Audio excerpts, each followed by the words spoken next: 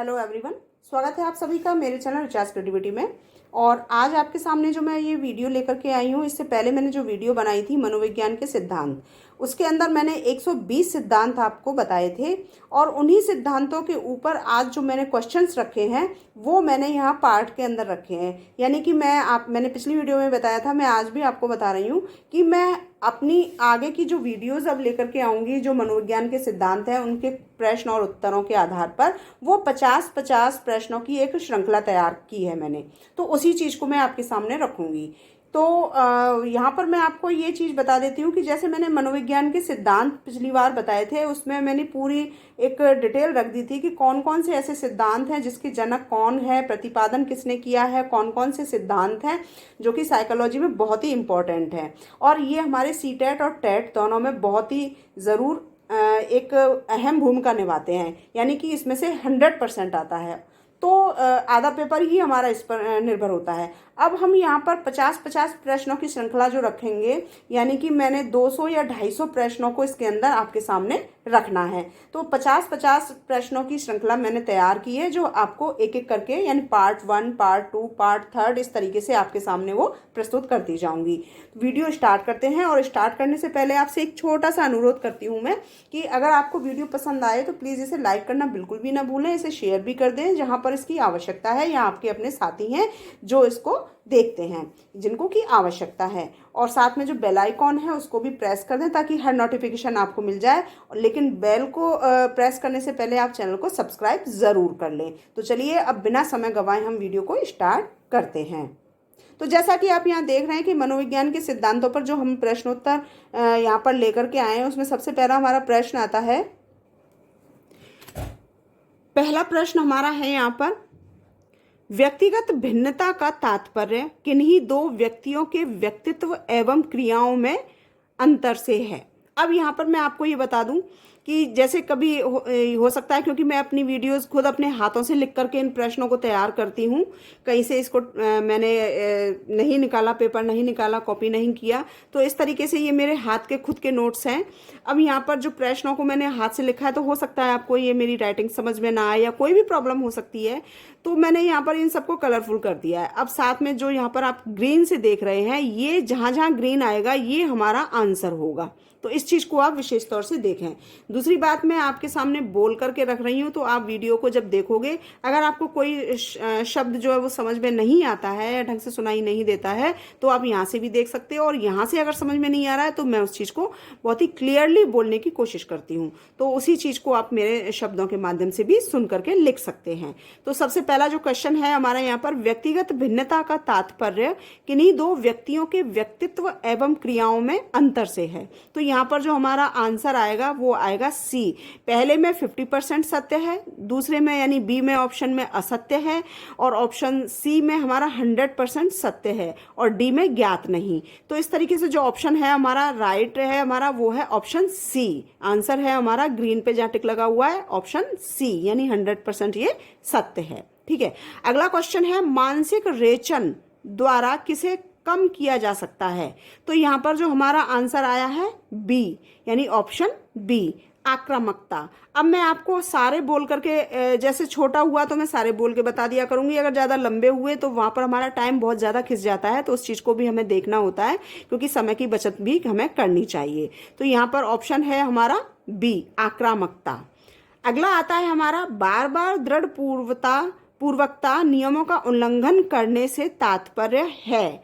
तो यहाँ पर ऑप्शन ए हमारा आंसर है, आचरण विकृति। क्योंकि बार बार दृढ़ता पूर्वक नियमों का अगर उल्लंघन करना होता है, तो यहाँ पर हमारा जो आचरण होता है वो विकृति होती है, यानी आचरण खराब होता है, तभी जाकर के हम किसी चीज़ को, नियमों का उल्लंघन करते हैं। ठीक है, 4th नंबर पर आता है, समस्यात्मक बालक किसे कहते हैं, यानी प्रॉब्लमेटिक जो चाइल्ड होते हैं वो कौन से होते हैं। तो यहाँ पर जो ऑप्शन दे रखे हैं, निम्न बुद्धि लब्धि वाले बालक हैं, कुछ समायोजित वाले बालक हैं, एकांकी हैं, या समस्या समाधान करने बालक हैं। तो यहाँ पर जो कुसमायोजित बालक होते हैं, अपने आप को हर जगह एडजस्ट नहीं कर पाते हैं, माहौल उन्हें कितना भी अच्छा दे दिया जाए लेकिन वो कुछ ना कुछ ऐसा तर्क वितर्क करते ही रहते हैं, उसको कहा जाता है यहाँ पर प्रॉब्लमेटिक, यानी कि समस्यात्मक बालक। तो उसको कहा कहा जाता है कुसमायोजित।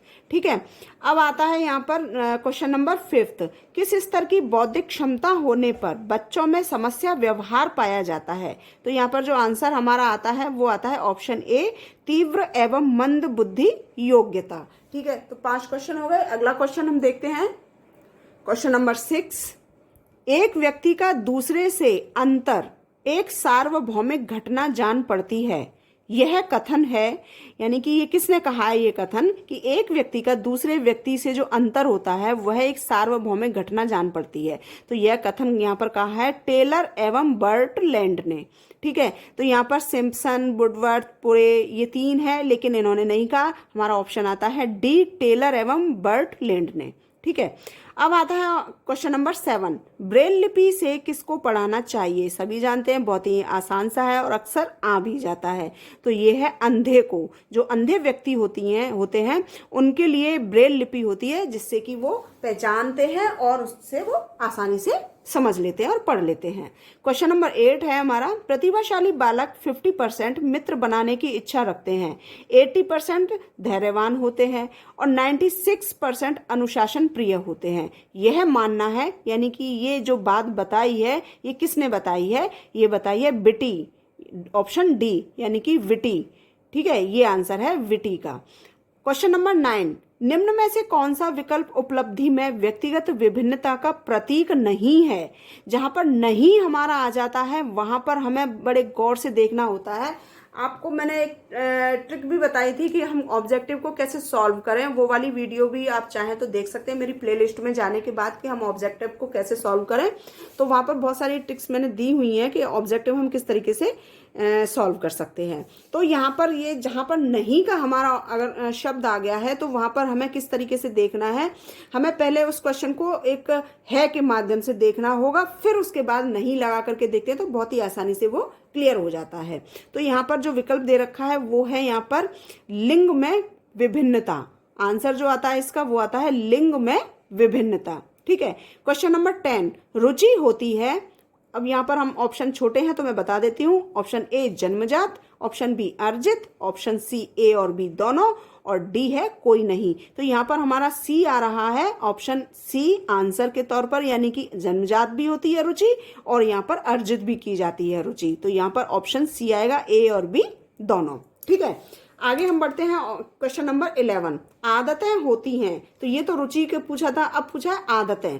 आदत हमारी कैसी होती हैं, हैबिट्स हमारी कैसी होती हैं? तो वो होती हैं यहाँ पर जन्मजात, ऑप्शन ए, बी अर्जित, सी ए और बी दोनों, और डी कोई नहीं। अब यहाँ पर आदत पूछी है तो यहाँ पर अर्जित की जाती है, क्योंकि व्यक्ति आदतों को बनाता है। तो यहाँ पर आदतें जन्मजात नहीं होती हैं, इसलिए हम ऑप्शन सी नहीं रखेंगे। यहाँ पर ऑप्शन बी जो है वो आंसर आता है, अर्जित की जाती हैं।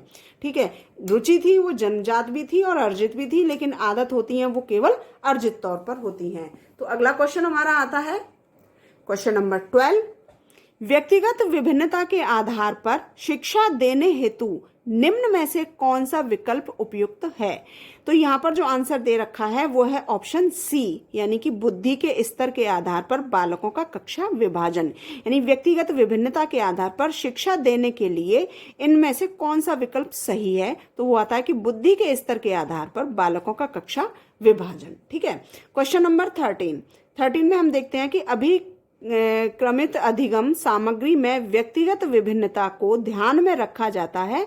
इसकी पुष्टि इस बात से होती है कि आंसर आता है ऑप्शन ए, विद्यार्थी अपनी गति से सीख सकते हैं। जो अभिक्रमित अधिगम सामग्री होती है उसमें व्यक्तिगत जो विभिन्नता को ध्यान में रखा जाता है तो वो इस बात की पुष्टि करता है कि विद्यार्थी अपनी गति से ही सीख सकते हैं। किसी की गति धीमी हो सकती है, किसी की तीव्र हो सकती है, किसी की मध्यम होती है, तो वो अपनी गति के माध्यम से ही किसी भी चीज को सीख सकता है।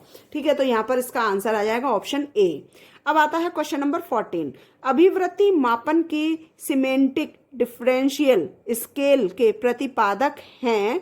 यहाँ पर ऑप्शन आता है ए आंसर के रूप में, बी आंसर के रूप में ऑसगुड है यहाँ पर। अभिवृत्ति मापन की जो सिमेंटिक डिफरेंशियल स्केल के जो प्रतिपादक हैं वो होता है हमारा ऑसगुड। ठीक है।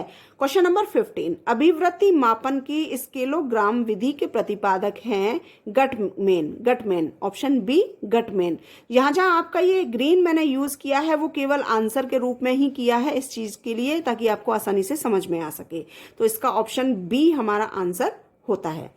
क्वेश्चन नंबर 16, आत्म का केंद्रीय भाग है, आत्म का केंद्रीय भाग है, ऑप्शन बी आंसर है इसका व्यक्तिगत। आत्म का केंद्रीय भाग जो है वो व्यक्तिगत है। ठीक है। अब यहाँ पर हम देखते हैं क्वेश्चन नंबर 17, अभिरुचि, चरित्र एवं मूल्यों का विकास किसके द्वारा करवाया जा सकता है? तो वो होता है ऑप्शन बी आंसर के रूप में आचरण से। यानी अभिरुचि है व्यक्ति की, चरित्र है उसका, और उसके जो मूल्यों का जो विकास होता है ना वो आचरण के माध्यम से करवाया जा सकता है। तो इस तरीके से हमने यहाँ पर ये क्वेश्चन देखा 17, तो इसका आंसर आता है बी आचरण से। अगला क्वेश्चन आता है हमारा क्वेश्चन नंबर 18, छात्रों को मानसिक रूप से स्वस्थ बने रहने के लिए विद्यालय प्रशासन को कौन सा तरीका अपनाना चाहिए? यानी कि छात्रों को जो मानसिक रूप से अगर स्वस्थ बनाए रखने के लिए एक विद्यालय प्रशासन की भी एक जिम्मेदारी होती है, तो उनको ऐसा कौन सा तरीका अपनाना चाहिए? तो यहाँ पर जो आंसर आता है ऑप्शन डी, नियमित स्वास्थ्य परीक्षण। तो यहाँ पर समय समय पर एक नियमित ऐसा रूप होना चाहिए विद्यालय का जहाँ पर कि स्वास्थ्य का परीक्षण करवाया जाना चाहिए विद्यालय की तरफ से। ठीक है। अब क्वेश्चन नंबर 19, अभिक्षमता, रुचि एवं संतुष्टि प्रदायक अधिगम की संभावित गति का एक मापक है। यह कथन किसका है? यानी कि एक ये विचार रखे हैं यहाँ पर। तो अभिक्षमता, रुचि एवं संतुष्टि प्रदायक अधिगम की संभावित गति का एक मापक है। तो यह कथन कहा है यहाँ पर? वॉन डुसैन। आंसर आता है इसका वॉन डुसैन। ठीक है। अगला क्वेश्चन 20 है हमारा, आदत समाज का विशाल चक्र और उसकी परम श्रेष्ठ संरक्षिका है। यह कथन है यहाँ पर है जेम्स। आंसर आता है ऑप्शन डी जेम्स। यानी आदत समाज का विशाल चक्र और उसकी परम श्रेष्ठ संरक्षिका है, यह कथन आता है जेम्स का। ठीक है। अगला क्वेश्चन है हमारा क्वेश्चन नंबर 21, एक कक्षा में विद्यार्थियों की रुचि बनाए रखने के लिए एक शिक्षक को उचित है आंसर आता है ऑप्शन बी प्रश्न पूछना। यानी कक्षा में विद्यार्थियों की रुचि बनाने के लिए शिक्षक को क्या करना चाहिए? तो वो प्रश्न पूछना चाहिए रुचि बनाने के लिए। आप सभी जानते हैं हमारे जो जिन्होंने बीएड किया है, डीएलएड किया है, तो वहां पर क्या होता है कि हमारी हर चीज को एक पैराग्राफ को एक प्रश्न के अंदर बांध दिया जाता है। शिक्षक प्रश्न पूछता है, बच्चे उत्तर देते हैं, फिर से प्रश्न पूछता है, फिर से बच्चे उत्तर देते हैं। हर पैराग्राफ को, हर अनुवृत्ति को, हर स्टेप को, हर सोपान को वहां पर प्रश्नों में बांध दिया जाता है। यहाँ तक कि जो हमारी प्रस्तावना होती है उसके अंदर शुरुआत ही प्रश्नों के आधार से होती है। तो यहाँ पर प्रश्नों के आधार से ही कक्षा के अंदर एक पाठ को पढ़ाया जाता है, तो बच्चों में वो रुचि बनी हुई होती है। तो इसके लिए हमारा जो आंसर आता है वो आता है ऑप्शन बी, यानी कि प्रश्न पूछना। बढ़ते हैं आगे। तो क्वेश्चन नंबर 22, अभिवृत्ति है वो है ऑप्शन ए के अंदर हमारा आंसर है कि एक भावात्मक प्रवृत्ति जो अनुभव के द्वारा संगठित होकर किसी मनोवैज्ञानिक वस्तु के प्रति पसंदगी या नापसंदगी के रूप में प्रतिक्रिया करती है। तो ये अभिवृत्ति होती है एक व्यक्ति की, एक बालक की, जो कि एक भावात्मक प्रवृत्ति होती है जो अनुभव के द्वारा हम कोई भी कार्य करते हैं वो हमारा अनुभव बन जाता है, उसके द्वारा एक संगठित होकर किसी मनोवैज्ञानिक वस्तु के प्रति पसंदगी या नापसंदगी के रूप में प्रतिक्रिया करती है। क्या हमें अच्छा लगता है, क्या हमें बुरा लगता है, उस चीज को जो हम व्यक्त करते हैं वो हमारी अभिवृत्ति कहलाती है। ठीक है। तो यहाँ पर 22 तक आपको अच्छे से समझ में आ गया होगा। अगला क्वेश्चन हमारा आता है क्वेश्चन नंबर 23, आदतों के संबंध में निम्न में से कौन सा कथन सही नहीं है? फिर से हमारा यहाँ पर नहीं शब्द आ गया, तो हमें उसी हिसाब से देखा जो अभी हमने आपको बताया था। आंसर आता है आदतें जन्मजात होती हैं, क्योंकि व्यक्ति के अंदर आदत जो होते हैं वंशानुक्रम होती हैं। हम यहाँ पर ये कह दें तो वो पूर्णतः सत्य नहीं है। क्योंकि यहाँ पर हम ये देखते हैं कि आदतें व्यक्ति बाद में एक्सेप्ट करता है किसी को देख करके, तो यहाँ पर आदतें जन्मजात नहीं कही जा सकती 100%। तो यहाँ पर ये हम कुछ आदतें आती हैं वंशानुक्रम, ठीक है, लेकिन कुछ चीजें ऐसी होती हैं तो हम इसको 100% सत्य तो नहीं कहेंगे। तो यहाँ पर जहाँ गुंजाइश है वहां पर हमारा ये पॉइंट हमारा गलत हो जाएगा। तो यहाँ पर आदतें जन्मजात होती हैं क्योंकि नहीं दे रखा है यहाँ पर। अगर यहाँ पर नहीं होता तो जाकर के हम कहते हैं आदतें जन्मजात होती हैं, तो ये 50% सही होता, क्योंकि आदतें कभी भी जन्मजात नहीं होती हैं, उसमें बदलाव आना बहुत ज़रूरी होता है। तो वो बदलता रहता है समय के हिसाब से, और ये बचपन से लेकर के बुढ़ापे तक की आदतें हमारी बदलती रहती हैं, समय के अनुसार आदतें व्यक्ति की बदलती रहती हैं। तो यहाँ पर जो है आदतें जन्मजात होती हैं, ये हमारा आंसर आता है। अगला क्वेश्चन हम देखते हैं कि रुचित के संप्रत्यय के 3 मुख्य पक्ष निम्न में से किस विकल्प में दिए गए हैं। रुचित के संप्रत्यय के 3 मुख्य पक्ष निम्न में से, यानी ये जो दे रखे हैं, किस विकल्प में दिए गए हैं। अब इसको हम देखते हैं एक क्रमानुसार। तो हमारा जो आंसर आता है वो आता है ज्ञानात्मक, क्रियात्मक और भावात्मक। व्यक्ति का जो एक ऐसा मुख्य पक्ष होता है जहां पर उसकी रुचियां होती हैं, उसके अंदर एक ज्ञान होता है, ज्ञानात्मक रूप से होता है क्योंकि वो उससे सीखता है। क्रियात्मक यानी कि वो करता है, और भावात्मक यानी कि उससे एक जुड़ाव होता है। तो यहाँ पर जो रुचित के संप्रत्यय के आधार जो बताए हैं वो हमारा आंसर के रूप में आता है ऑप्शन सी, ज्ञानात्मक, क्रियात्मक और भावात्मक। अगला प्रश्न है 25। आत्म संप्रत्यय के संबंध में कौन सा कथन सही नहीं है। फिर से यहाँ पर नहीं आ गया, तो यहाँ पर हम ये देखते हैं ऑप्शन ए हमारा आंसर आता है। परिपक्वता एवं आत्म संप्रत्यय में कोई संबंध नहीं है। यहाँ पर आत्म संप्रत्यय के संबंध में कौन सा कथन सत्य नहीं है, तो वो चीज बताया कि परिपक्वता एवं आत्म संप्रत्यय में कोई संबंध नहीं है, ये कथन हमारा सही नहीं है। ठीक है, अगला क्वेश्चन आता है 26। रुझान व मनोवृत्ति के संबंध में निम्न में से कौन सा कथन सही नहीं है। फिर से हमारा नहीं के रूप में आ गया, तो इसका आंसर हमारा यहाँ पर ऑप्शन सी आता है। यहाँ पर मनोवृत्ति वंशानुक्रम से प्रभावित नहीं होती, यानी कि मनोवृत्ति वंशानुक्रम से प्रभावित नहीं होती, क्योंकि मनोवृत्ति हमारी आदत में शामिल होती है। और जैसे कि अभी हमने ऊपर एक ये क्वेश्चन देखा है, तो यहाँ पर यही बताया गया है कि आदतें जन्मजात होती हैं, तो ये भी नहीं है कि आदतें जन्मजात होती हैं, वो हमारी 50% होती हैं। तो यहाँ पर मनोवृत्ति वंशानुक्रम से प्रभावित नहीं होती हैं। ठीक है, अब हम आगे देखेंगे अगला क्वेश्चन, क्वेश्चन नंबर 27। आदतें व्यक्तित्व का आवरण हैं, ये किसने कहा है? ये कहा है क्लेपर। क्लेपर ने कहा है कि आदतें व्यक्तित्व का आवरण है। ठीक है, तो आंसर हो गया ऑप्शन ए। क्वेश्चन नंबर 28, इसमें है रुचि ध्यान की माँ है, यह कथन कहा है मैकडूगल ने। मैकडूगल ने कहा है कि रुचि ध्यान की माँ है। जब ध्यान लगाया जाता है तो हमारी रुचि उत्पन्न होती है, या यूं कहें कि हम रुचि के माध्यम से ही ध्यान लगा सकते हैं। तो यहाँ पर रुचि जो है वो एक ऐसी माँ है ध्यान की, क्योंकि जब रुचि से ही हमारा ध्यान उत्पन्न होता है। हमारी रुचि ही नहीं होगी तो हमारा ध्यान उत्पन्न हो ही नहीं सकता। तो यहाँ पर ये शब्द जो कहे हैं वो मैकडूगल ने कहे हैं कि रुचि ध्यान की माँ है। क्वेश्चन नंबर 29, प्राणी के पूर्वकृत यानी कि पहले के किए गए कार्य व्यवहारों की पुनरावृत्ति आदत है, यह कथन है जेम्स का। जेम्स ने कहा है कि प्राणी के जो पहले से किए गए कार्य होते हैं वो व्यवहारों की पुनरावृत्ति आदत है, इनको बार बार दोहराया जाता है। तो आंसर आ गया हमारा ए, जेम्स। क्वेश्चन नंबर 30, रुचि ज्ञानात्मक, क्रियात्मक व भावात्मक होती है, यह कथन कहा है भाटिया ने। हमने अभी देखा था उन तीनों के विषय में। तो अब यहाँ पर जो क्वेश्चन आता है वो आता है यहाँ पर हमारा क्वेश्चन नंबर 13 कि रुचि ज्ञानात्मक, क्रियात्मक एवं भावात्मक होती है। तो ये कथन जो कहा है वो कहा है भाटिया ने। ठीक है, क्वेश्चन नंबर 31, आदत निर्माण में सबसे महत्वपूर्ण भूमिका होती है। तो आंसर जो हमारा यहाँ पर आता है ऑप्शन डी, सभी की। अब वो सभी कौन से हैं? जैसे अभिभावक की, शिक्षक की और सहपाठियों की। ठीक है, तो यहाँ पर आंसर आता है डी सभी की। क्वेश्चन नंबर 32, ध्यान में सहायक आंतरिक दशा है, ध्यान में सहायक आंतरिक दशा है, आंसर आएगा मानसिक तत्परता। जब मानसिक तत्परता यानी मानसिक रूप से हम प्रिपेयर नहीं होंगे, शांति उत्पन्न नहीं होगी, तब तक हम ध्यान रख ही नहीं सकते हैं। जो कि आंतरिक दशा है, अंदर से भीतरी शरीर के भीतर से जो एक तत्परता उठती है वो होती है मानसिक रूप से। अगर हमारे अंदर उत्तेजना होगा, जैसा कि ऑप्शन ए में दे रखा है, हम ध्यान कभी लगा ही नहीं सकते हैं।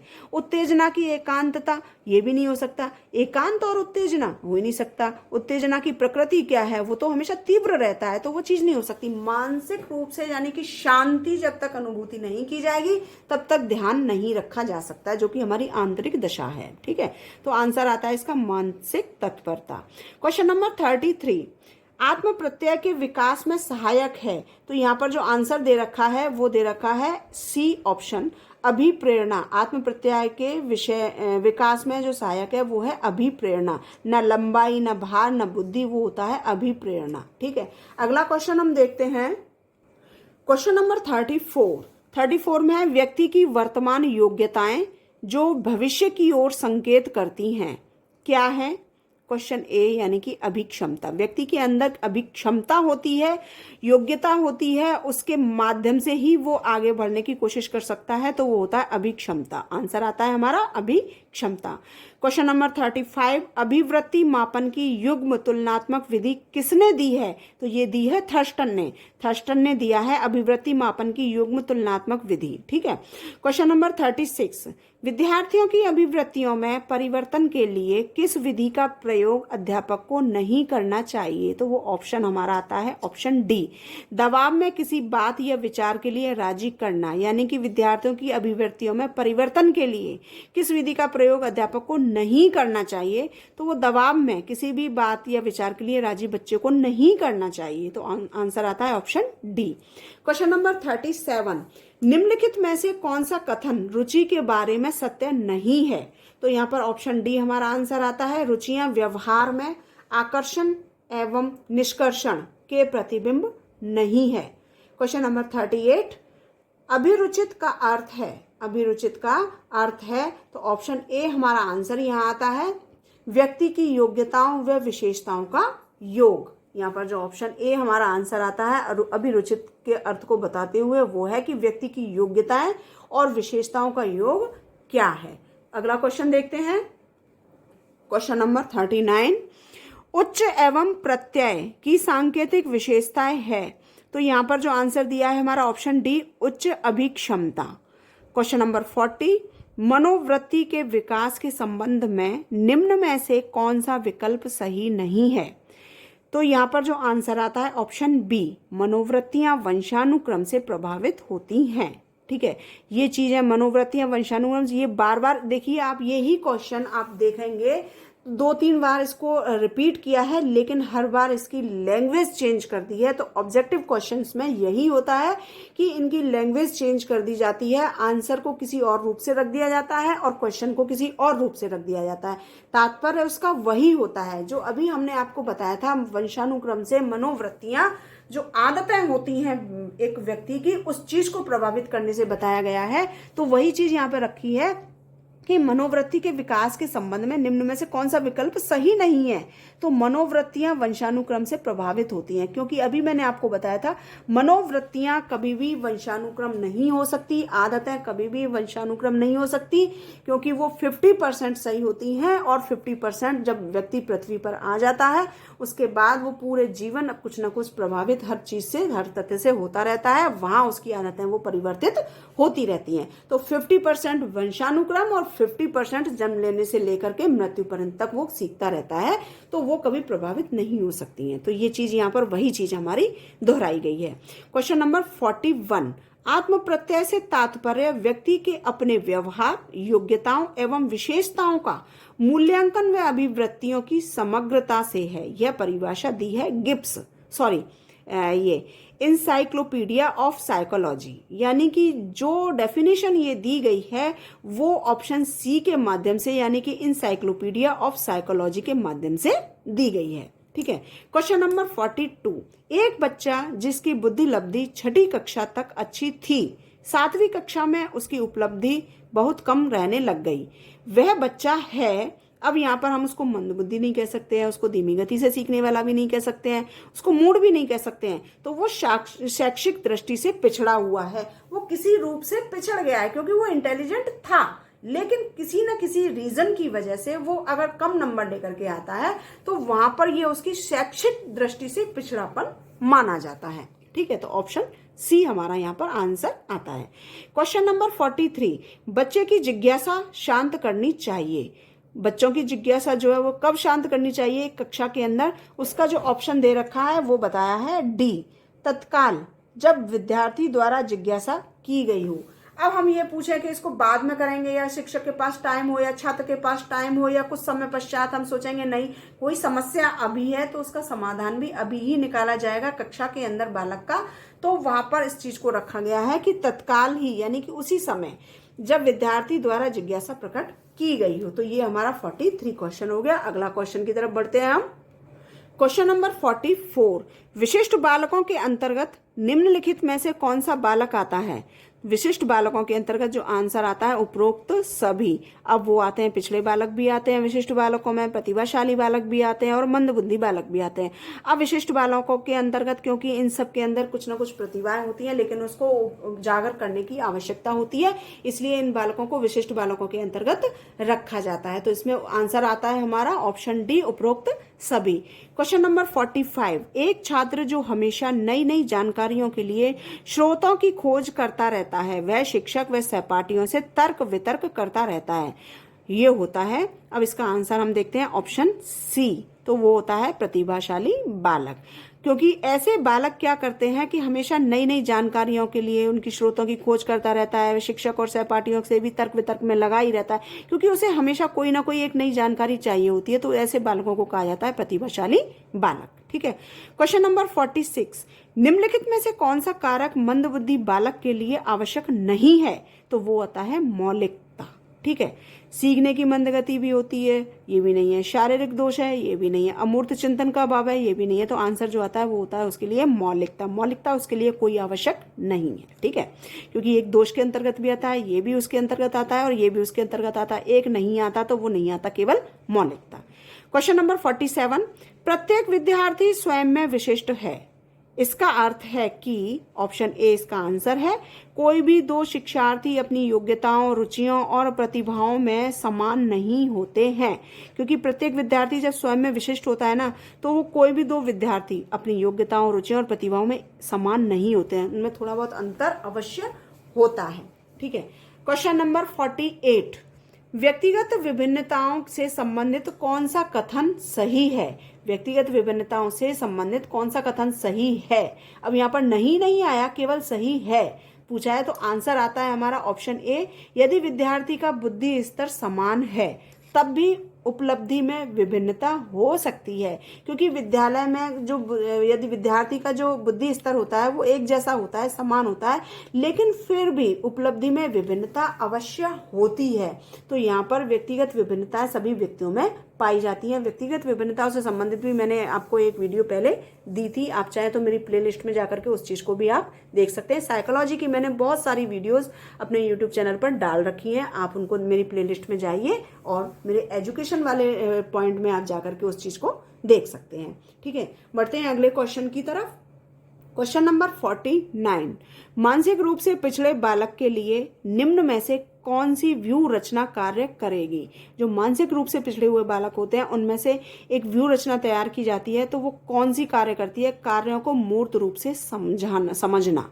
जब बालक किसी चीज को, उसका एक आकार है, उसकी एक रूपरेखा है, यानी उसको मूर्त रूप कहा जाता है जिसका कोई आकार होता है। ठीक है, तो कार्यों का कोई एक रूप होता है, उसकी रूपरेखा होती है, उसको जब वो समझ लेता है तो वहां पर जो बालक पिछड़े होते हैं, जब तक उसके सामने उसको अच्छे से नहीं बताया जाएगा, उसका कोई आकार नहीं रखा जाएगा, तब तक वो समझ नहीं सकता है। तो यहाँ पर मानसिक रूप से जो पिछड़े बच्चे होते हैं उनके लिए जो व्यू रचना रखी जाती है तो वो केवल कार्यों को मूर्त रूप से समझना होता है। ठीक है, आंसर आ गया हमारा ऑप्शन ए में। अब हम यहाँ पर देखते हैं, लास्ट क्वेश्चन हमारा आता है 50, निशक्त बच्चों के लिए समेकित शिक्षा की केंद्रीय प्रायोजित योजना का उद्देश्य, इसमें जो भी हमारा आंसर आएगा, नियमित विद्यालयों में निशुल्क को शैक्षिक अवसर उपलब्ध कराना है। यानी कि इसमें जो खाली स्थान रखा है इसके अंतर्गत आएगा नियमित विद्यालयों में निशुल्क को शैक्षिक अवसर उपलब्ध कराना है। तो निशक्त बच्चों के लिए जो समेकित शिक्षा की केंद्रीय प्रायोजित योजना का जो उद्देश्य रखा गया है वो है नियमित विद्यालयों में निशुल्क को शैक्षिक अवसर उपलब्ध कराना है। तो ये हमारी आज 50 क्वेश्चंस इसके अंदर हमने रखे थे, इसके उत्तर रखे थे। जो हमारे ग्रीन लाइन हमने रखे हुए हैं, हाईलाइट किया हुआ है, वो इसके आंसर हैं, ताकि आपको आसानी से समझ में आए। और मैंने एक एक शब्द को आसानी से समझाने की कोशिश भी की है। तो आशा करती हूँ आपको वीडियो समझ में आई भी होगी और पसंद भी आई होगी। अगली वीडियो जो मेरी फिर से आएगी, जैसा मैंने आपको पहले भी बताया था कि मैं आपको साइकोलॉजी के जो सिद्धांत थे उसकी वीडियो मैंने पिछली बार ही डाली थी, आप उसको देख सकते हैं। मैं इस वीडियो के अंदर लास्ट में कमेंट बॉक्स में और डिस्क्रिप्शन में इसका लिंक डाल दूंगी, तो आप उसको भी देख सकते हैं। कौन कौन से 120 मैंने सिद्धांत डाले हैं उनको आराम से आप आसानी से देख सकते हैं। और उसी के आधार पर मैं आपको 50 क्वेश्चंस की एक ऐसी प्रश्न श्रृंखला लेकर के आऊंगी जो कि आप उसको अपनी नोटबुक में उतार सकते हैं साइकोलॉजी के। और ये बेहद हमारे लिए इम्पोर्टेंट क्वेश्चंस रहेंगे जो कि साइकोलॉजी के संबंध में हमेशा आते हैं। तो आई होप आपको मेरी वीडियो पसंद आई होगी, समझ में भी आई होगी। तो अगर पसंद आई है तो प्लीज़ इसको लाइक करना बिल्कुल भी ना भूलें। आप लोग वीडियो देख लेते हैं लेकिन लाइक करने से पता नहीं क्यों कतराते हैं। तो आप एक छोटा सा अंगूठा वहाँ पर लगाइए और लाइक कीजिए, और इसको अपने साथियों के साथ शेयर भी कीजिए ज़्यादा से ज़्यादा, क्योंकि आपके एक लाइक से मुझे बहुत ही मनोबल जो है मेरा वो बढ़ जाता है। अगर आप अपने विचारों को साझा करना चाहते हैं मुझसे तो मेरे कमेंट बॉक्स में आप मुझे अपने विचारों को बता सकते हैं। तो मैं आपकी कोई भी प्रॉब्लम है उसको भी सॉल्व करने की कोशिश करूँगी। तो आप मेरी वीडियो को लाइक कीजिए, शेयर कीजिए, और पहली बार अगर मेरे चैनल पर आए तो मेरे चैनल को सब्सक्राइब ज़रूर कर लें, ताकि आपको हर नोटिफिकेशन समय से मिलता जाए। और वो तभी मिलेगा जब आप बेल आइकॉन को प्रेस करेंगे। और वीडियो देखने के लिए आप सभी का दिल से बहुत बहुत आभार और धन्यवाद। नमस्कार।